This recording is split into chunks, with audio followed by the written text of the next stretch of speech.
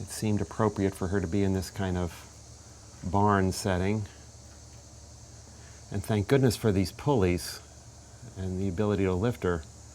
A friend suggested it, and I don't know what I would have done without it, because particularly the first few weeks working on the belly, she was inverted, so I didn't have to be like Michelangelo working on the Sistine Chapel. Thank goodness.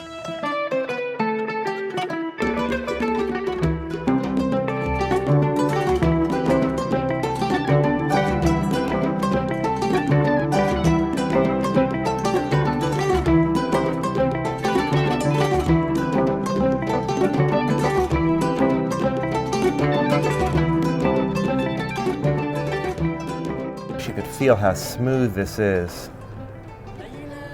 It's really sweet. There she is moving, so I'm going to kick my leg in underneath a little bit, say, whoa, Elsie. This is a cow that I've called HeARTstanding Cow. She will be standing right side up eventually. And she's part of the Cow Parade North Carolina 2012. The Cow Parade is going on across the globe really for quite a long time, and now it's coming to the Triangle. Hopefully there will be about 80 cows painted. Some artists are doing more than one, with an incredible variety of designs. They are sponsored mostly by corporations or companies who put up $5,000 a piece to sponsor the cow. That does not buy them the cow. That pays the artist and the cow parade. And then they'll all be gathered together for a gala auction. And when that auction happens, those proceeds go 100% to the North Carolina Children's Hospital in Chapel Hill. Well, we're in my backyard. The way I'm painting, all of it takes kind of the same amount of time. Lifted her with the help of my son and then spun her. And she'll be like this basically till I finish the underside. Then I'll spin her again for the top. I think I'm going to keep her in the air because I love this slight amount of movement, and it's been kind of fun. She's always in motion, actually, which is a interesting concept, and it's really been fun.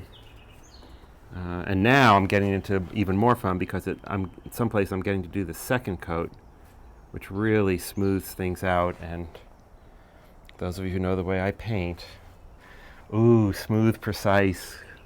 I like that.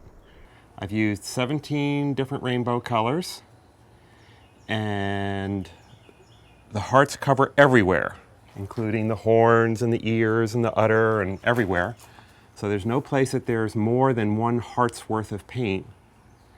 And the other rule is that the same color can't touch itself. I had to redo a couple when I went, oops, the color's touching itself, that won't do. From a physiological standpoint, it gives the maximum number of colors because you perceive color based partially on what's next to it. It feels to me like no one heart is going to make or break it. I find myself kind of grabbing and moving in, of course wearing paint all over. And no two hearts are exactly the same shape. Since there's not a flat spot anywhere on Elsie, every single heart has a slightly different shape, which I also like a lot. Yes, this piece right here counts as a heart. This little piece. And this is how I've done paintings like this for years. But as I said, never so three-dimensional. I did a larger paint. I painted the side of two semis for the South Carolina Arts Commission in the 80s.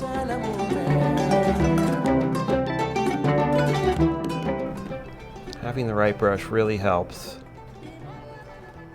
A friend of mine who is a mural painter used to say, use the biggest brush you possibly can, for obvious reasons.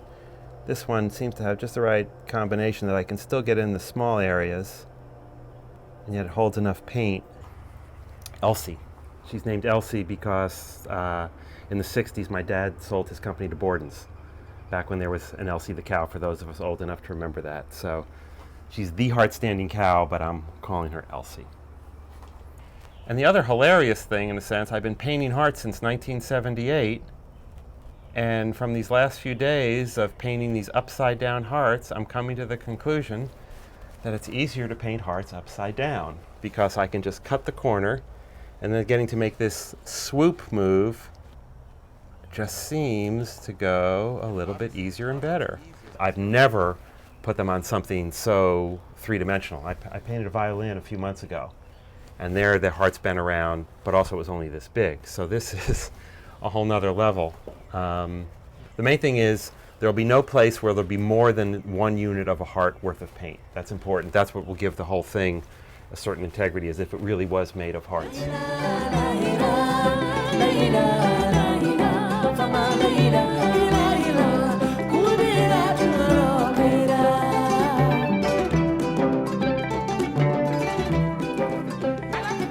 So welcome to Elsie's second coat. I've painted hearts on her everywhere. I've used these 2 brushes. I've been using this brush primarily. Now it's time to start with the smaller brush for details.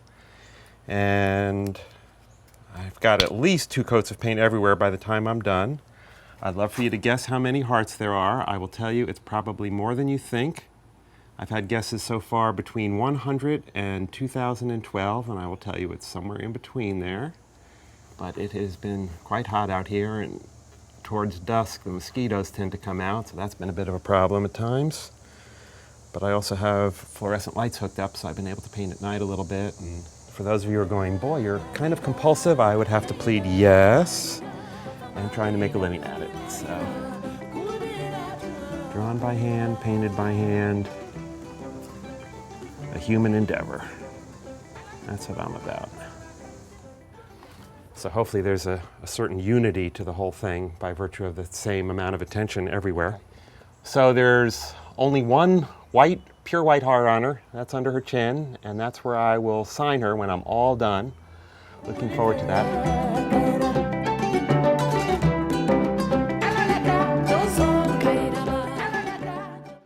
My friend Steve Whitsitt, who's a great photographer, right from the beginning wanted me to photograph Elsie in a field. So when we were moving her to Golden Belt, first we took her to a field, got some great photos, and then the ride from the field to Golden Belt was terrific. People staring, she's in a pink truck, and got a lot of attention. So on our way to Golden Belt, which is in East Durham, we decided to stop by Duke's East Campus, and just off of East Campus is a studio where I started my career. It's now a parking lot, but we photographed Elsie there, and it was a sweet spot for me because it was a few blocks from there where my parents lived when they were first married. After World War II, my mom and dad came to Durham. My dad had 1 semester to complete. He was a salesman for a stationery company. Used my mom as a shill to get into the women's dorms on East Campus, and was the #1 salesman nationwide for the stationery company. My dad was a great salesman and schmoozer. My mom, at 86, is still incredibly active and very inspiring, and knits like crazy, and that's where I get my attention to detail and some of the cowpulsion. We stopped by Durham Bulls Athletic Park and parked in front of the original bull, which was made famous in the movie Bull Durham, and then paid our respects. And then we delivered her to Golden Belt, where she joined the herd of about another 20 cows. There actually were 81 in total. And she kind of stood out and got to meet some of the other artists. Then the cows got moved around to various locations. HeARTstanding Cow was unfortunately placed next to a children's playground and a Starbucks. So kids instinctively came up to her, started to pick at her, and peel her paint off.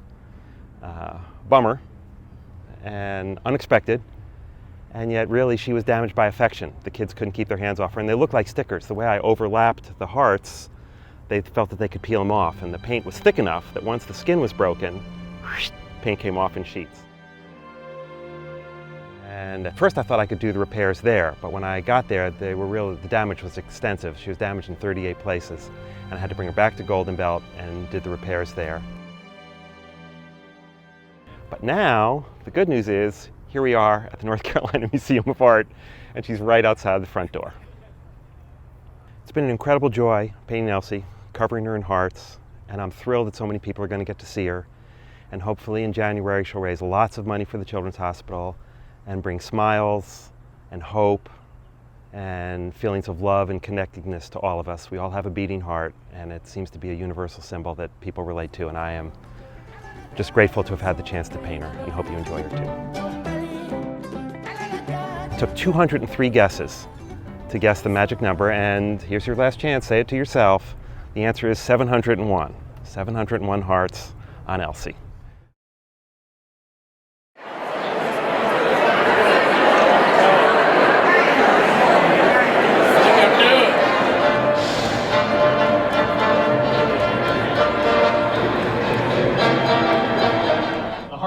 HeARTstanding Cow. It was designed and painted by Stephen Ray Miller, who is celebrating his birthday today. Happy birthday. Think about how many hearts are going to be touched by the money that's being donated tonight, ladies and gentlemen. 3,000, out 3,000, 3,000, 3,000, 3,000, 3,000,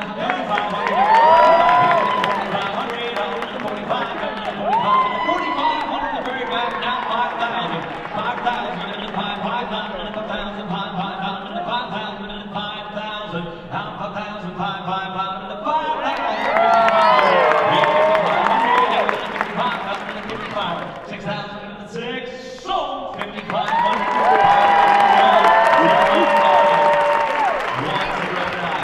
I was one of the first ones to look through all these pictures, and I printed them all out, and I picked this one as my very favorite cow in all the group. Lucky me. Well, the hearts just made so much impression on me, and we do a lot with hospice, and I just thought, wouldn't it be wonderful to have those hearts at the hospice here in Raleigh, how much it would mean to all the people there. That was the main reason. But I just thought all the patients and their families, it would mean so much to them to have all those hearts there. Oh, thank you so much. I'm just so thrilled. Well, I'm thrilled. And they were just fabulous the way they were done. Thank and you. you did it for your mom and dad. Yes, I did, yeah. And at my age, I want people to do things for their mom and dad. Oh, I was going to get it. I mean, you know, there was no question about it. I was going to get it. And luckily, I wasn't bidding against my husband. So but I got it. Yes, you did. Thank you so much. But thank you. So here we are at the Hospice of Wake County in Raleigh off of Edwards Mill Road. And Elsie is here in her final pasture. I'd like to thank the Winstons for buying her and placing her here, donating her to the hospice and building this beautiful gazebo to protect her from the weather. And she'll be here for many years to come, and I hope if you're in Raleigh someday you'll come visit and say hi.